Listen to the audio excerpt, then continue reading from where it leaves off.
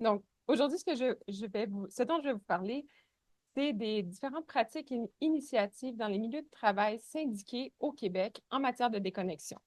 Pourquoi je vous parle de ça? C'est parce que c'est un sujet qui est intéressant, mais c'est aussi accessoirement euh, une partie de mes résultats de ma thèse de doctorat que je suis en train de terminer de rédiger. Et ma question de recherche, c'est dans un contexte où les technologies de l'information et de la communication, les TIC, c'est-à-dire les téléphones intelligents, les ordinateurs portables, les réseaux sociaux, le Wi-Fi, tout ça. Donc, ces technologies-là nous permettent d'être disponibles à peu près n'importe où, n'importe quand. Et je me demande, dans ce contexte-là, est-ce que le droit du travail québécois permet toujours de protéger les personnes salariées en matière d'encadrement du temps de travail, donc la limite entre ce qui est du travail et ce qui n'est pas du travail? C'est la question que je me pose. Et pour y répondre, j'ai lu beaucoup de choses et je suis aussi allée sur le terrain, c'est-à-dire par Zoom. J'ai fait des entretiens en 2022-2023 auprès de gens qui travaillent dans des milieux syndicaux au Québec, milieu de l'éducation, milieu universitaire et le milieu de la recherche. J'ai parlé à 5 représentantes des ressources humaines, à 7 représentants et représentantes syndicaux et syndicales et 8 travailleuses. Donc, je leur demandais comment ça se passait dans leur milieu de travail. Je vous ai dit que je m'intéressais aux initiatives en matière de déconnexion. Bien, qu'est-ce qu'on veut dire par déconnexion? D'abord, c'est le fait pour une personne salariée de ne pas être disponible pour répondre à des messages et donc de ne pas répondre à des messages et de ne pas travailler hors de ses heures de travail, quelle que soit la façon dont le message lui est envoyé.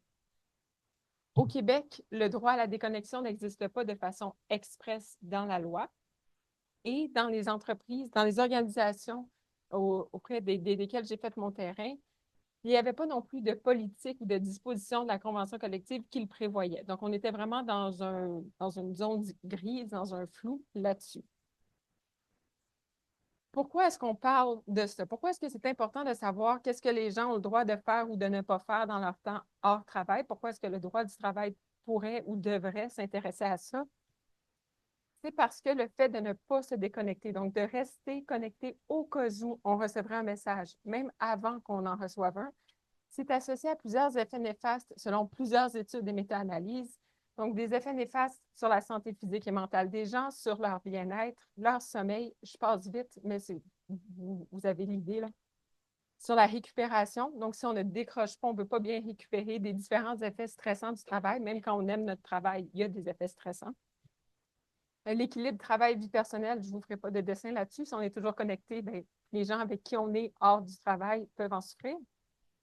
Et dans certains cas aussi, ça va être les trajectoires professionnelles. Il y a certains emplois, certains niveaux d'emploi qui exigent une disponibilité très forte hors des heures de travail. Bien, les gens qui ne veulent pas ou qui ne peuvent pas être disponibles vont être limités dans leur trajectoire professionnelle. Donc, pour revenir à mon titre, quand je demandais aux gens bien, comment ça se passe dans vos milieux de travail, généralement, ça se passait plutôt bien. Et je leur demandais un peu au fil des questions, ben, qu'est-ce qu'ils faisaient pour que ça se passe bien, justement, parce que c'était jamais juste le hasard où ben, on fait rien et ça se passe bien. Il y avait toujours des actions qui devaient être faites. La première, elle semble simple, mais elle n'est pas à la portée de tous, c'est de verbaliser ses limites auprès de l'employeur. Donc, les personnes disaient, ben moi, j'ai simplement dit à mon patron ou à ma patronne, ben, je ne réponds pas au courriel hors des heures régulières. La convention collective prévoit qu'on travaille de 9 à 5 du lundi au vendredi. Je suis disponible, bien sûr, durant ces heures-là. Le reste du temps, ben non, ça va aller à mon prochain quart de travail. Ça se passait bien, les gens qui m'en ont parlé. Dans certains cas, on va encourager aussi les collègues à poser leurs limites et à se déconnecter. Donc, on va dire, ben, as-tu essayé de faire ça? Je vois que tu travailles tout le temps. Tu sais que ça va bien se passer si tu demandes à tel patron ou telle patronne. Dans certains cas, on disait, ben, écoute, si je pars 2 semaines en vacances, je ne peux pas ne pas consulter mes courriels pendant 2 semaines. Ça va être l'enfer dans ma boîte de réception à mon retour. Donc, ce que les gens faisaient, c'est qu'ils disaient, ben, je me suis réservé une période très, très précise pour prendre mes courriels, mais le reste du temps, je n'y touche pas. Donc, c'est une espèce de façon de trancher la poire en deux, de ne pas avoir trop de des effets trop néfastes d'être déconnecté trop longtemps. Et enfin, certaines autres personnes allaient penser à la déconnexion des autres en utilisant la fonction de l'envoi différé de courriel. Donc, on écrit le courriel pendant que nous, on travaille, mais on sait que la personne est en vacances ou qu'elle ne travaille pas ou peu importe. Puis, on sélectionne l'envoi dans une période où on sait que la personne va être là. C'est sûr que ça demande plus de travail, mais quand c'est possible, on peut le faire. Donc, ça, c'était les principales bonnes pratiques individuelles qui m'ont été rapportées. Mais vous savez, on travaille pas dans un vacuum, on travaille dans une entreprise avec des collègues et des supérieurs, des clients, beaucoup d'autres personnes. Donc, c'est pas tout qu'une personne dise, ben moi, je veux me déconnecter, donc je vais prendre des mesures. Il faut aussi qu'il y ait des solutions au niveau de l'entreprise. Et là, quand je posais des questions, ben, qu'est-ce qui se fait dans vos organisations? Disons que les réponses variaient selon que je parlais à des gens qui représentaient l'employeur ou à des gens, des travailleurs. Ce qu'on me disait, toutes les représentantes des ressources humaines m'ont dit la même chose, c'est que non seulement elles n'ont pas d'attente, l'employeur n'a pas d'attente que les gens répondent à leur courriel hors de leurs heures régulières, mais en plus, elles vont le leur rappeler. Donc, il ne suffit pas de ne rien dire, il faut le dire clairement. Parce que s'il y a un flou, normalement, il y a beaucoup de travailleurs qui vont se dire, ah ben, je ne prendrai pas de chance, je vais rester disponible, je vais répondre parce que je vois que tout le monde le fait ou je vois que les supérieurs le font. Donc, on ne fait pas juste ne rien dire, on le dit clairement et on le répète. Dans certains cas, c'était d'intervenir s'il y avait des gestionnaires qui abusaient un petit peu. Donc, la personne allait se plaindre à son syndicat, le syndicat allait voir les gens des ressources humaines et les gens des ressources humaines intervenaient auprès du ou de la gestionnaire qui avait eu des attentes démesurées de disponibilité. On parle de milieux syndiqués où il y avait d'excellentes relations de travail, de très bonnes à excellentes, disons, les relations de travail. Donc, ça se faisait bien, c'est cette petite gestion informelle-là. On avait aussi, les employeurs étaient très forts sur les formations. Donc, ils donnaient des formations sur un paquet de sujets qui touchaient de près ou de loin la déconnexion. Là, on parle de santé mentale, de gérer notre charge de travail, des fois carrément sur la déconnexion, surtout au début de la pandémie. Et il y avait vraiment un éventail très, très varié de formations. On avait des formations qui étaient obligatoires, d'autres facultatives, en présence, en ligne, en direct, asynchrone. Il y avait vraiment un peu de tout.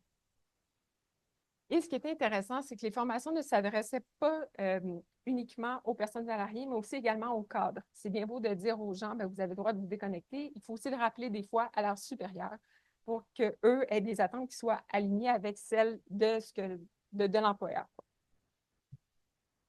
On allait des fois un peu plus loin et l'employeur faisait des capsules d'information ou des codes de bonne conduite. Donc, on ne faisait pas simplement dire aux gens, c'est important de se déconnecter, c'est important de prendre soin de vous, mais on mettait en place des mesures un peu plus concrètes pour dire ben, de quoi ça va avoir l'air notre milieu de travail. Donc, ça peut être justement d'utiliser les courriels différés quand c'est possible, de respecter quand quelqu'un ne travaille pas, ben d'attendre à son retour avant de le contacter ou des choses comme ça. Et enfin, ce qui revenait de la part de toutes les représentantes des ressources humaines et aussi de quelques travailleuses, c'est qu'on encourageait beaucoup le recours aux programmes d'aide aux employés, les PAE. Donc, c'est de dire aux gens, bien, si vous avez de la difficulté à gérer votre charge de travail, que vous avez de l'anxiété, du stress, vous pouvez aller voir des professionnels de façon gratuite et anonyme. Donc, on les encourageait beaucoup à se servir de ces programmes-là. Là, je vous ai parlé du bon côté, hein, des choses intéressantes qui se faisaient. Maintenant, je vais dire qu'est-ce que j'en pense. En général, il n'y a rien dans les pratiques que je vous ai dit, il n'y a rien qui est une mauvaise idée. Personne n'est contre la tarte aux pommes, mais c'est vrai, mais elles ont quand même des limites, toutes ces pratiques-là, qu'elles soient individuelles ou d'entreprise, et je vais vous en parler. Donc, les pratiques individuelles, c'est bien beau de se dire, ben moi, je vais déconnecter. J'ai écouté ce que Geneviève a dit et en fin de semaine, je me déconnecte. Mais c'est que ça nécessite la collaboration de l'entourage. Si les clients s'attendent à ce que vous leur répondiez rapidement, ou les collègues, ou les patrons, vous avez bien beau vouloir vous déconnecter, ça ne fonctionnera pas. Ça dépend aussi de la sécurité d'emploi de la personne salariée. Une des premières initiatives dont je vous ai parlé, c'est de poser les limites auprès de l'employeur. Mais si on a peur qu'on se fasse renvoyer ou qu'on ne sera pas considéré pour des promotions, on ne le fera pas. En cas d'échec, la personne salariée va se blâmer elle-même parce qu'il y a vraiment une internalisation des attentes de disponibilité. Il y a un petit problème dans mon PowerPoint. Mais c'est-à-dire que les personnes salariées, la plupart me disaient, ben moi, je reste connectée, mais il n'y a personne qui m'a demandé ça, c'est moi qui veux ça. Donc, si ça ne fonctionne pas, elles vont pas blâmer, ah, c'est parce que l'organisation du travail n'est pas faite pour me permettre de déconnecter, les clients ont des attentes démesurées. Ils vont dire, non, mais c'est moi qui n'ai pas été assez disciplinée, c'est moi qui n'ai pas bien posé mes limites. Donc, il y a vraiment une internalisation des attentes. Les gens vont vraiment se mettre ça sur leurs propres épaules. J'ai mis un peu de littérature pour poursuivre la réflexion. Donc, ça, c'est les limites pour les initiatives individuelles, mais aussi des limites pour les initiatives d'entreprise, qui n'étaient pas inintéressantes, mais qui avaient quand même certaines limites. Entre autres, c'est que ça dépend des ressources que l'employeur veut bien attribuer à ces enjeux-là.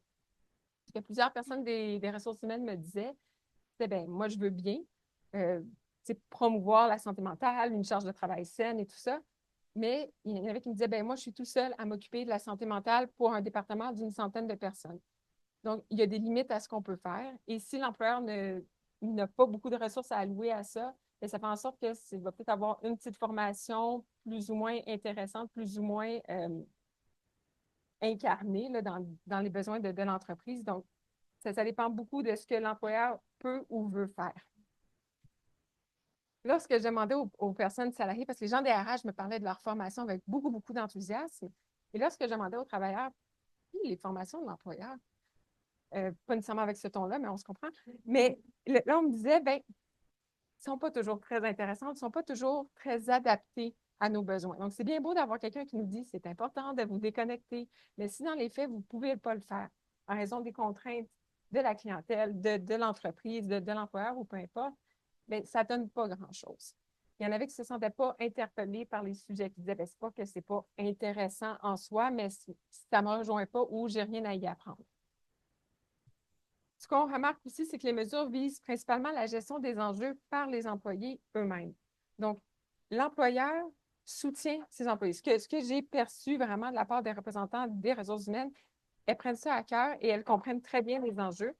Mais l'idée, c'est qu'on va donner beaucoup d'outils aux personnes salariées et ensuite, c'est à elles de gérer ça.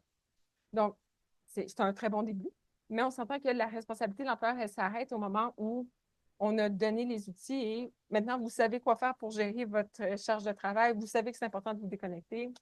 La balle est dans votre camp. Il y avait, dans les organisations que j'ai étudiées, il y avait encore peu de prévention. Donc, on n'essaie pas de dire pourquoi est-ce qu'il y a autant de gens, par exemple, qui ont recours au programme d'aide aux employés? Pourquoi est-ce qu'il y a autant de gens qui sont en épuisement professionnel, par exemple? On ne va pas nécessairement faire de prévention beaucoup là-dessus. On ne va pas nécessairement remettre en cause les façons de faire de l'entreprise. Les enjeux sont assez individualisés, c'est-à-dire qu'on va regarder, bon, ben, une personne qui a eu de la difficulté à gérer sa charge de travail, on l'a dirigé, on lui a donné des enjeux, on ne l'a pas laissé tomber, là. Mais on voit ça comme, ben, c'était un problème qui était circonscrit à cette personne-là. On ne va pas nécessairement dire, ben, est-ce qu'il y a quelque chose à revoir dans nos façons de faire? J'ai fait mes entretiens en 2022-2023. Peut-être que ça a changé depuis avec justement l'obligation de prendre en charge les risques psychosociaux en matière de santé et sécurité au travail. Donc, une obligation supplémentaire pour les employeurs qui n'était pas encore très, très développée au moment des entretiens. Donc, je ne suis pas en train de dire que ça va mal et ça va toujours continuer comme ça. Mais c'est l'état, l'analyse que je peux faire des résultats que j'ai eus au moment où j'ai fait les entretiens. Donc, maintenant que j'ai dit ça, qu'est-ce qu'on fait? Il me reste 2 minutes. Vous vous doutez que vous n'aurez pas la réponse détaillée, mais des pistes de réflexion. Donc, on peut dire, bien, il faudrait faire plus de sensibilisation auprès des personnes salariées et auprès des employeurs, leur donner plus d'informations sur ces enjeux-là pour qu'ils continuent à bonifier leur formation, leur webinaire, leur capsule d'information ou peu importe. Donc, ce serait une possibilité. On pourrait aller un petit peu plus loin et d'encourager les employeurs à négocier et adopter des politiques de déconnexion qui sont adaptées à leur milieu et aux besoins des personnes salariées. Disons, ça, c'est la voie qu'a prise le ministre du Travail actuel, c'est de dire, bien, c'est des enjeux qui sont importants, je vous encourage à adopter des politiques, mais on ne légiférera pas là-dessus. Il y a justement une autre option qui est possible, c'est est-ce que le législateur doit intervenir pour soit obliger, il y en a qui font oui de la tête, pour soit obliger les gens à adopter des politiques ou pour introduire un droit à la déconnexion en tant que tel. J'ai tendance, moi, à pencher un peu plus vers la troisième option. Si vous voulez plus de détails, je vais vous inviter à ma défense de thèse dans quelques mois, où je vais en parler un peu plus en détail. Merci beaucoup.